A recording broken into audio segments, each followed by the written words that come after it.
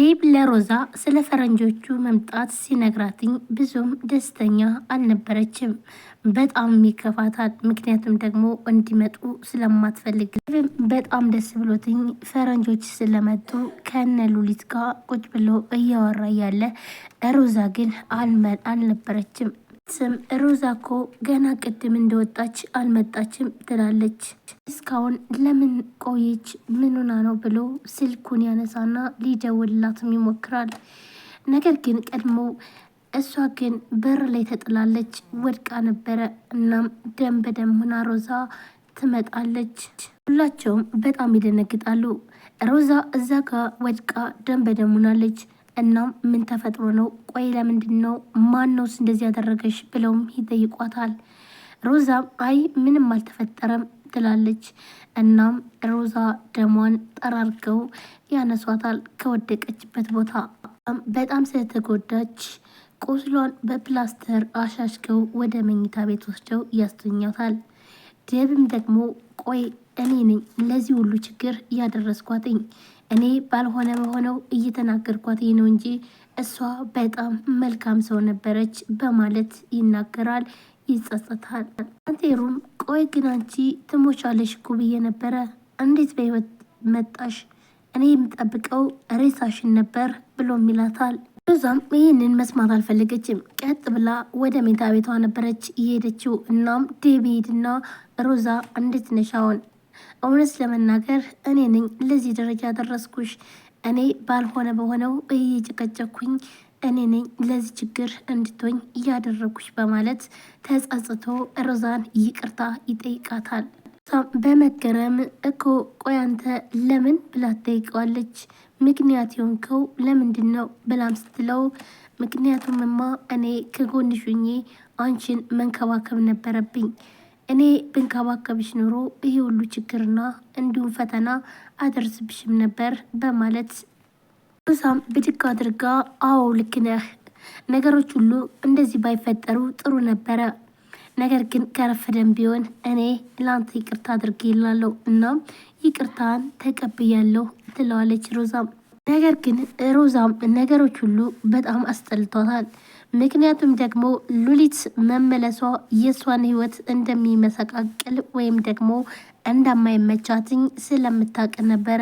ቴሩም አሁን ላይ ከዴብ ጋር ጥሩ ሁኔታ ላይ እና እንዲሁም ደግሞ የሚያሳየው ትህትናው ሁሉ አንድ ላይ ሆነው በጣም ጥሩ ነገር እያደረጉ እያለ በጣም ይጸጸታል።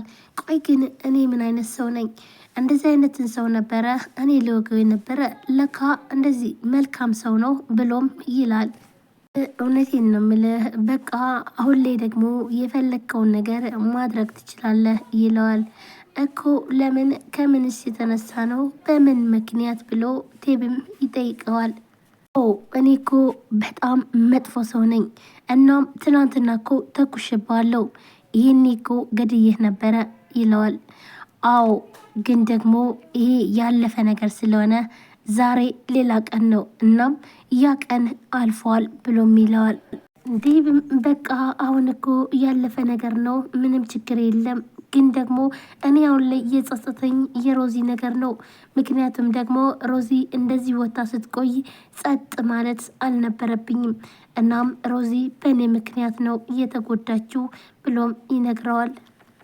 ማን ከጎኗ እንዳለና እንዲሁም ደግሞ የሚጎዳትና የሚጠቅማትን ሰው እኔው ራሴ መመልከት ነበረብኝ ብሎም ይላል። ሰላም ሰላም፣ ጤና ይስጥልን ውድና የተከበራችሁ የቻናል ቤተሰቦች እንዴት ናችሁ? እኔ በጣም ደህና ነኝ። ለዚህ ቻናል አዲስ የሆናችሁ ሰብስክራይብ፣ ላይክ፣ ሼር በማድረግ ቤተሰብናችሁም ከልብ ነው ማመሰግነው።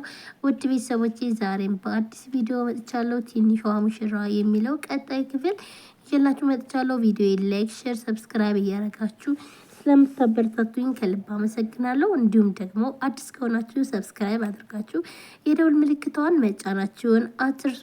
ቀጥታ ወደ ቪዲዮ። ሮዛ በጣም ተጎድታ ስለመጣች ይህ ምክንያት ደግሞ እኔ ነኝ። እናም እኔ ከጎኗ በሆን ኑሮ ወይም ደግሞ እኔ ባልጨቀጭቃት ኑሮ ይህ ነገር አይፈጠርም ነበር በማለት ይጸጸታል።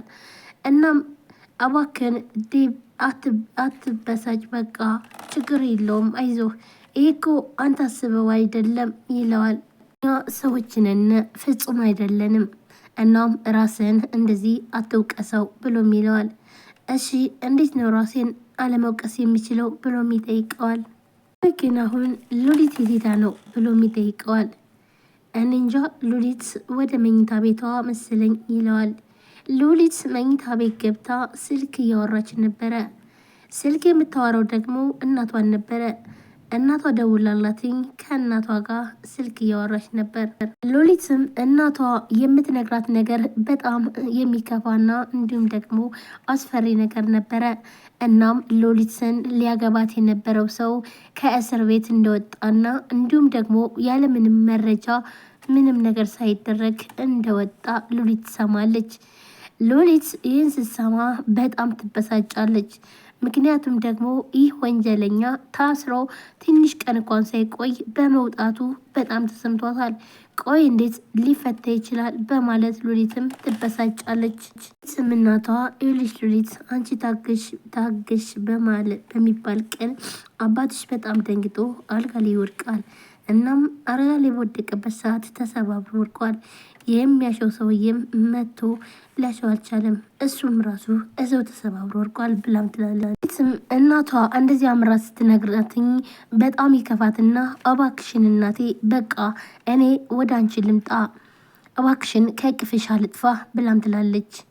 ይኸውልሽ ሉሊት አንቺ ወደዚህ መምጣት የለብሽም ልጄ በርቀት አለች ብዬ ተስፋ አድርጌ ብቀመጥ ይሻላል እንጂ አንቺ አሁን ላይ እዚህ ብትመጪ በሰዓታቶች ውስጥ ያጠፋብኛል እና በፍጹም እንዳትመጪ እዘውኝ ብላ የሉሊት እናትም ትነግራታለች።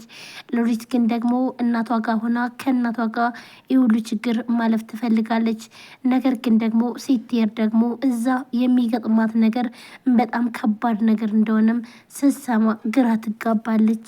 እናቴ አሁንስ ሁሉ ነገር አስጠልቶኛል። እናም ከእናቴ ጎኑኜ በእናቴ እጅ መዳሰስ አምሮኛል። እናም እባክሽን ልምጣ ብላም ትላለች።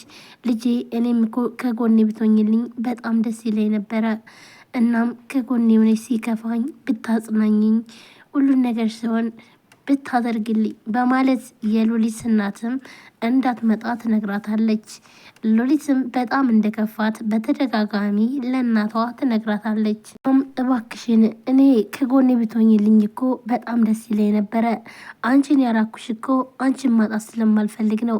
ይህ ሰው ከዚህ ብትመጪ ህይወትሽን ነው የሚያጠፋሽ። እናም ደግሞ ልጄን ማጣት ስለማልፈልግ ነው ብላ የሉሊት እናትም ትነግራታለች። እሺ እናቴ አሁን ታዲያ ምን ባደርግ ነው የሚሻለኝ ብላም ትጠይቃታለች። የሉሊት እናትም ቀን ይወጣል፣ እናም እባክሽ ልጄ ታግሽ ብላም ትላታለች። እሺ እናቴ በቃ አንቺም አይዞሽ፣ እውነት ለመናገር አንድ ቀን እኛም ነፃ ወጥተን እንደፈለግን የምንሆንበት ጊዜ ይመጣል ብላ ትነግራታለች። በቃ ልጄ አዎ እንደዛ ነው፣ በቃ አዲስ ነገር ይመጣል። ምክንያቱም ደግሞ እዚህ ብትመጭ አንድ ቀንም አታድሪም። ስለዚህ አንቺን ማጣት ደግሞ አልፈልግም።